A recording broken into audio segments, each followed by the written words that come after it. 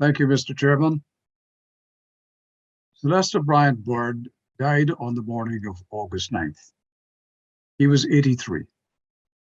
He was Antigua and Barbuda's first and longest serving foreign minister from 1981 to 2004, and then prime minister from 1994 to 2004.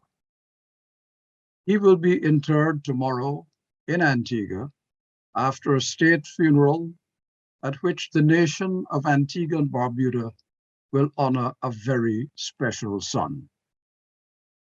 Sylvester Byrd was a progressive thinker whose vast experience and knowledge as tourism minister, foreign minister, and prime minister served the people of the Caribbean well in the councils of CARICOM.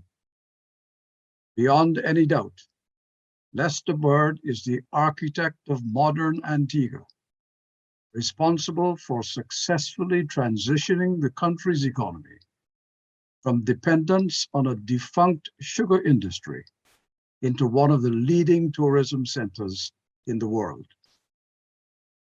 Under his stewardship, Antigua and Barbuda became a high-income country, transforming the quality of jobs and housing and introducing high-end tourist resorts.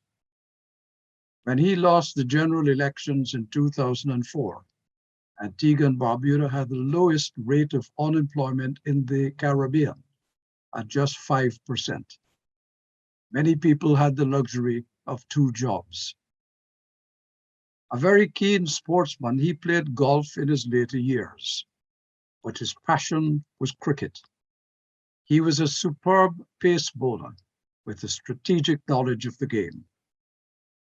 But his early triumph for Antigua and the West Indies was to win the bronze medal for long jump at the 1959 Pan American Games.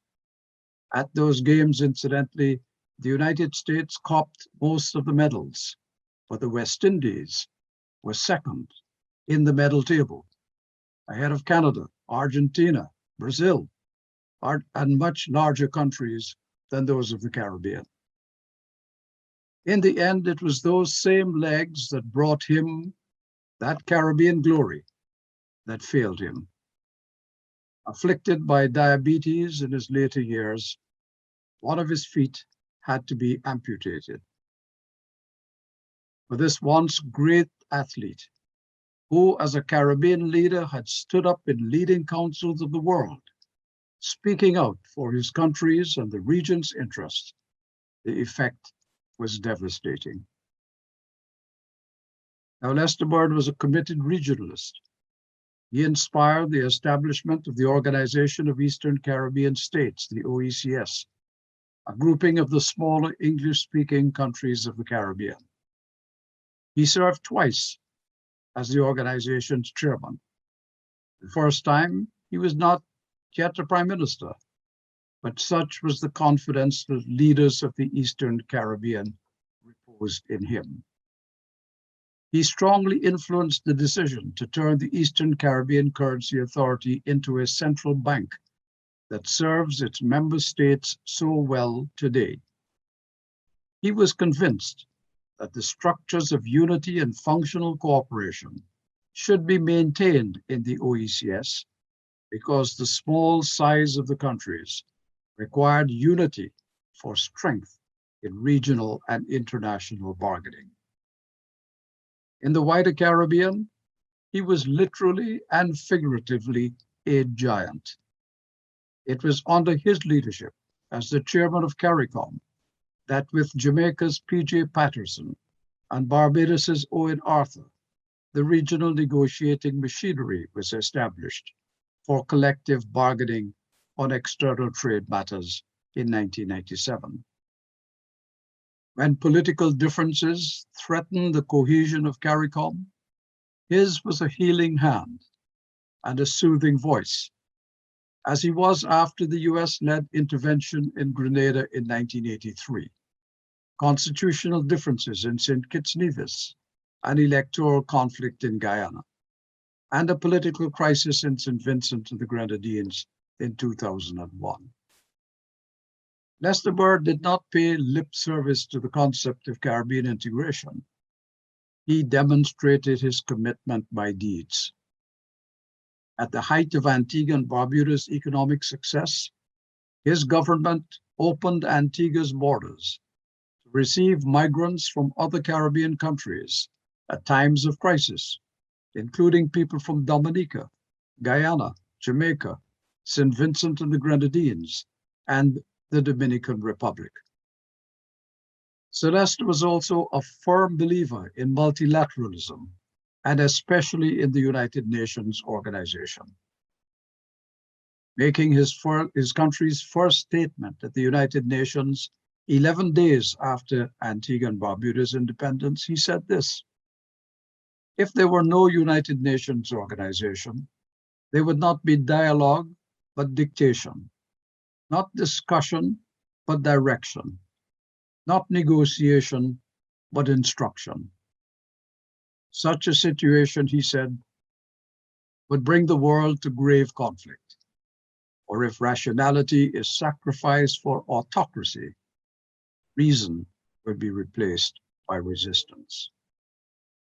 He fought tirelessly for a bigger voice in the international community for small states, insisting on the right of small states to be heard and respected, saying that Antigua and Barbuda is but a speck in the ocean, a dot on the world map, and that the country was under no illusion that on its own it would have the power to affect world trends and developments.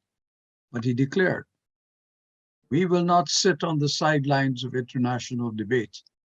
We intend to forcefully stand up for principles in which we believe." And that is the legacy he left to Antigua and Barbuda's foreign policy.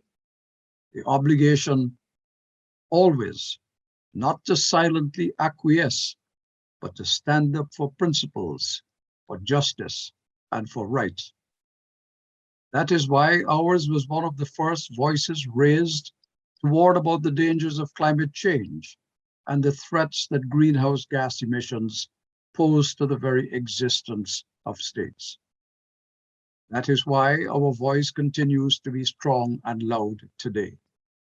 It is also why Antigua and Barbuda took a strong position on institutional racism and against apartheid in South Africa, demanding one man, one vote, and the release from prison of Nelson Mandela.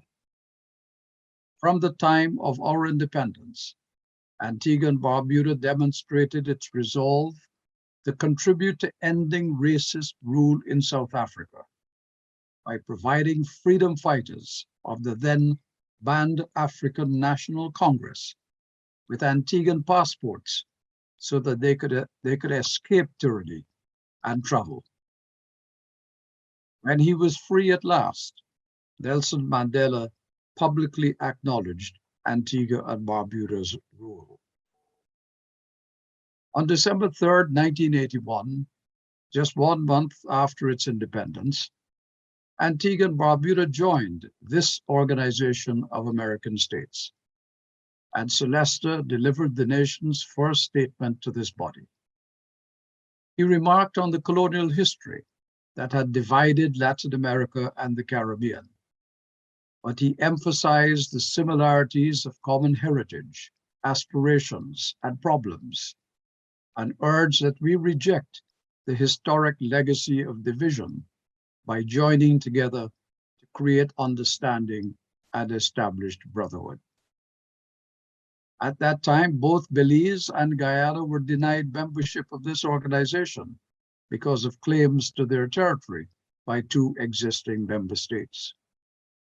In calling for their inclusion, he told this organization that we have an opportunity to demonstrate as new states which urge the world to détente, which call for peace, that we have the capacity to practice what we preach and to find solutions to our own problems.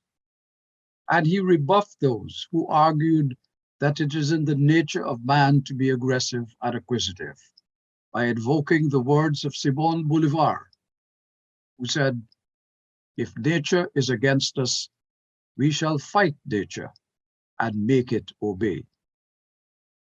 His words continue to echo in our councils and in our hemisphere today. Sylvester played great value in the Summit of the Americas.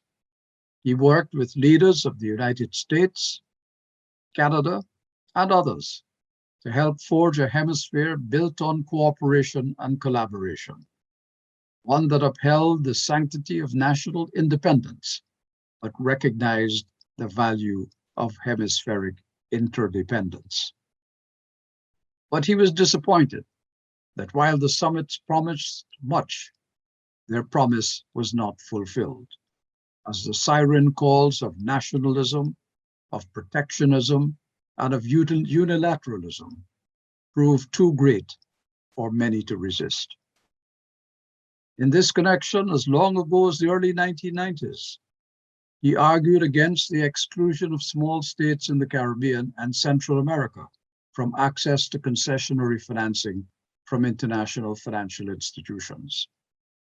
He decried the sole criterion of per capita income and pointed to our vulnerabilities, such as high reliance on one economic activity, susceptibility to natural disasters, and the need to continuously install and improve infrastructure to attract investment. But all those urgings too fell on deaf ears. Today, we are still struggling to overcome those same persistent problems. But Lester Bird never stopped drawing attention to them, forcefully and vigorously. He stood for some things that are important in the Caribbean and in the world, for democracy, for the rule of law, and for right over might. It is beyond question that Antigua and Barbuda, the Caribbean community, has lost a golden star in the Olympics of Caribbean achievement. On a personal note, I was his collaborator for 44 years. I have lost a friend. Antigua and Barbuda, the Caribbean, has lost a giant and a legend. Multilateralism, including this OAS, has lost a champion.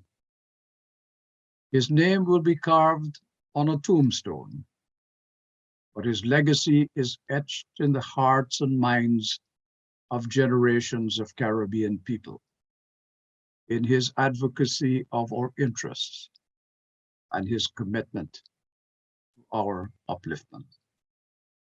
That was Sir Lester Bryant Bird, a giant of the Caribbean. Thank you.